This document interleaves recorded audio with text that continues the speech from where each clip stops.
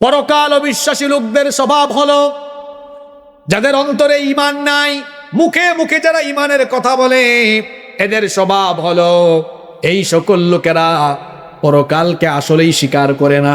পরকালে হিসাব হবে, বিচার হবে, এটা হৃদয় দিয়ে তারা ধারণ করে না, লালন করে না।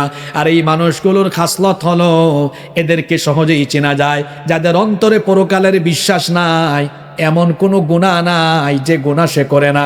যার অন্তরে পরকালের হিসাবের ভয় নাই, ওই ব্যক্তি নামাজ ছেড়ে দেয়। যার অন্তরে পরকালের হিসাবের কোনো ভয় নাই, ওই ব্যক্তি হয় টাটকা সুদখোর, ওই ব্যক্তি হয় ঘুষখোর, ওই ব্যক্তি হয় দুর্নীতিবাদ, ওই ব্যক্তি হয় জেনাখোর, ওই ব্যক্তি হয় মদখোর। ওই ব্যক্তি এমন কোনো গুনাহ নাই যে গুনাহ সে করতে পারে না। বরং পরকালের ভয় যার অন্তরে আছে, সেই ব্যক্তি সব সময় যার ভয় অন্তরে লালন করে, জোরে বলেন তিনি কি? আরো জোরে বলেন তিনি কি?